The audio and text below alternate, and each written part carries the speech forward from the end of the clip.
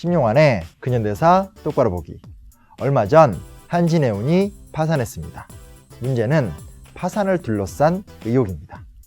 조양호 한진그룹 회장이 최순실 씨가 실소유주인 K스포츠재단 금전 지원을 거부한 것이 한진해운 파산과 관련되었다는 의혹이 파다하게 돌고 있습니다. 참으로 어처구니 없는 모습입니다. 기업 경영하기도 바쁘고 사업 성패는 시장에서 판가름 나는 것임에도 불구하고 여전히 기업들, 특히 재벌 대기업들은 정권의 실세에게 잘 보이려고 노력을 할 수밖에 없는 구조가 존재하기 때문에 일어난 의혹입니다. 문득 한 사건이 떠올랐습니다. 1980년대 21개의 계열사를 두었던 당시 재계 7위 국제그룹. 국제그룹은 전두환 정권에 의해서 한순간에 사라져버리고 맙니다. 과연 어떻게 재계 7위 기업이 한순간에 사라져버릴 수 있었을까요?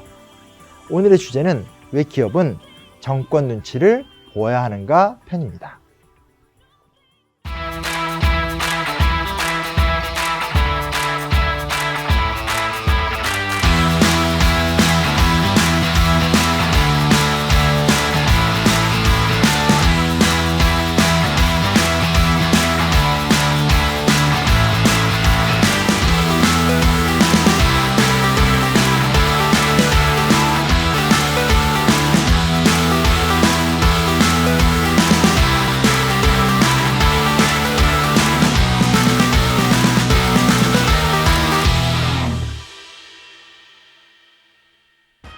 지금은 잊혀진 기업 국제그룹. 1947년 양정모 회장이 왕좌표 고무신을 만들면서 부산에서 시작했고 국내 최초로 미국의 운동화를 수출한 기업입니다.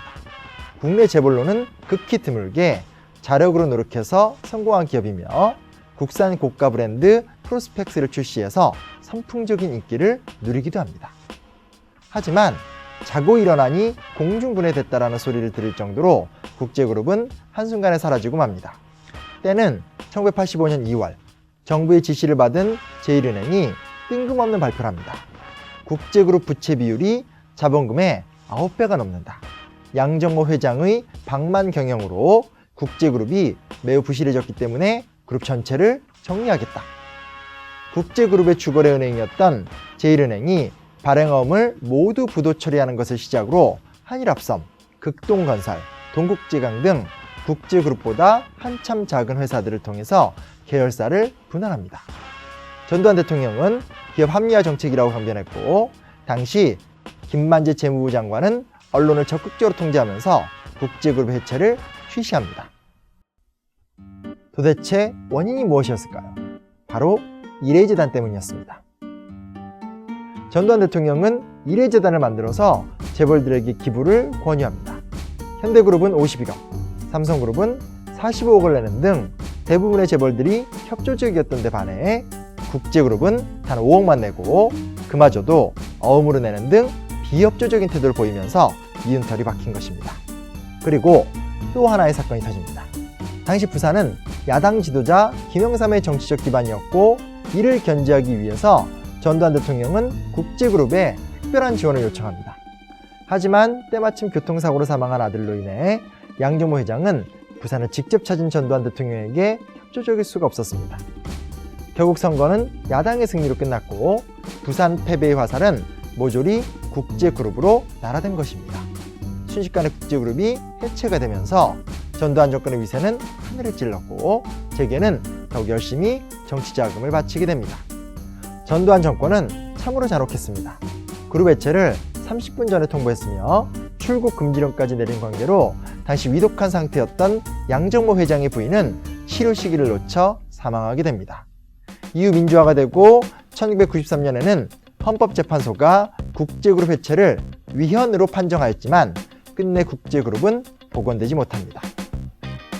여기서 매우 중요한 사실이 하나 있습니다. 전두환은 왜 일회재단을 만들었을까요?